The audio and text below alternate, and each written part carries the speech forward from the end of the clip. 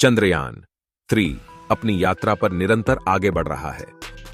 बेंगलुरु से चंद्रयान 3 का पहला ऑनऑर्बिट रेजिंग मैन्यूवर अर्थबाउंड फायरिंग 1 सफलतापूर्वक पूरा किया गया। भारतीय अनुसंधान संस्थान ISRO के अनुसार अब Chandrayaan 41,762 kilometre x 173 kilometre on orbit में पहुंच गया है। ISRO के अनुसार चंद्रयान 3 की सेहत सामान्य है और उसके सभी उपकरण ठीक से काम कर रहे हैं। वैज्ञानिकों के अनुसार चंद्रयान 3 को चांद तक पहुंचने में करीब 42 दिन लगेंगे। इसरो चीफ एस सोमनाथ के अनुसार चंद्रयान 3 23 अगस्त की शाम 5:47 बजे चंद्रमा पर लैंड कर सकता है। आखिर चंद्रयान को चांद तक जाने में इतना समय क्यों लगेगा? रूस, चीन और अमेरिका कहीं कम वक्त में चांद तक स्पेसक्राफ्ट भेज चुके हैं।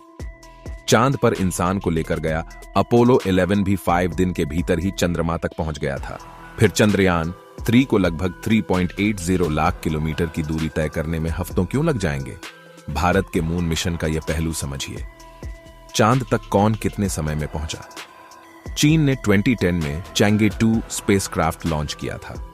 इसने धरती से चांद की दूरी सिर्फ 4 दिन में पूरी कर ली। चीन के अगले मून मिशन चैंगे 3 ने भी यात्रा में इतना ही समय लिया। चांद के पास पहुंचने के लिए सोवियत यूनियन का पहला अनमैन्ड मिशन लूना 1 सिर्फ 36 घंटों में पहुंच गया था। चंद्रमा पर 3 इंसानों को ले जाने वाला अमेरिका के अपोलो 11 के कमांड मॉड्यूल कोलंबिया ने भी 4 दिन से थोड़े ज्यादा वक्त में यात्रा पूरी की थी। चंद्रयान 3 को चांद पर पहुंचने में इतना वक्त क्यों लगेगा? ISRO के पास इतना शक्तिशाली रॉकेट नहीं जो चंद्रयान 3 को सीधे चांद के रास्ते पर भेज दे। अपोलो मिशंस में ट्रांसलूनार इंजेक्शन TLI नाम की ट्रैजेक्टरी का यूज हुआ था।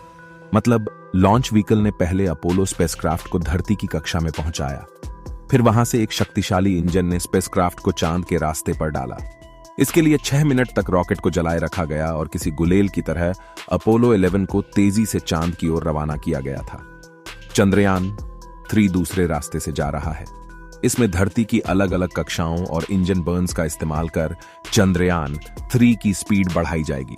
चंद्रयान 3 पृथ्वी की कक्षा में पहुंच गया है। अब वक्त वक्त पर इंजन बर्न्स किए जाएंगे ताकि चंद्रयान 3 को ऐसी ट्रैजेक्टरी पर डाला जा सके जो चांद की कक्षा से टकराती हो। फिर एक और इंजन बर्न के जरिए चंद्रयान 3 को चांद की कक्षा में छोड़ा जाएगा। ISRO ने क्यों अपनाया है यह तरीका?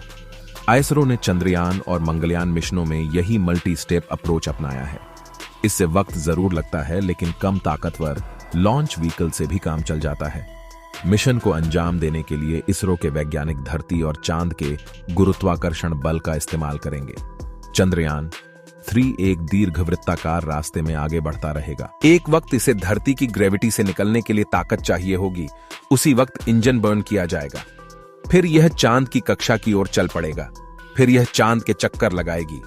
100 किलोमीटर के सर्कुलर ऑनऑर्बिट में नाचते हुए चंद्रयान 3 नीचे उतरेगा। फिर propulsion मॉड्यूल लैंडर से अलग हो जाएगा और लैंडर चांद की सतह की ओर बढ़ेगा।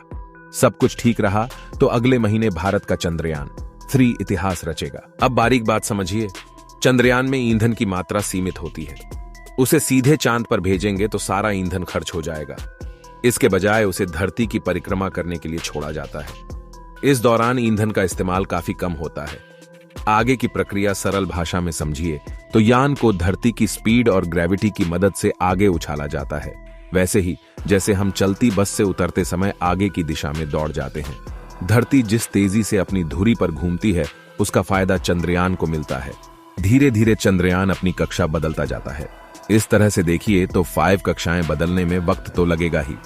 18 जुलाई सुबह 11 बजे तक के अपडेट के अनुसार यान तीसरी कक्षा की तरफ जाने वाला है। चंद्रयान की लोकेशन जान लीजिए। ग्राफिक्स से आज चंद्रयान की लोकेशन पता चलती है।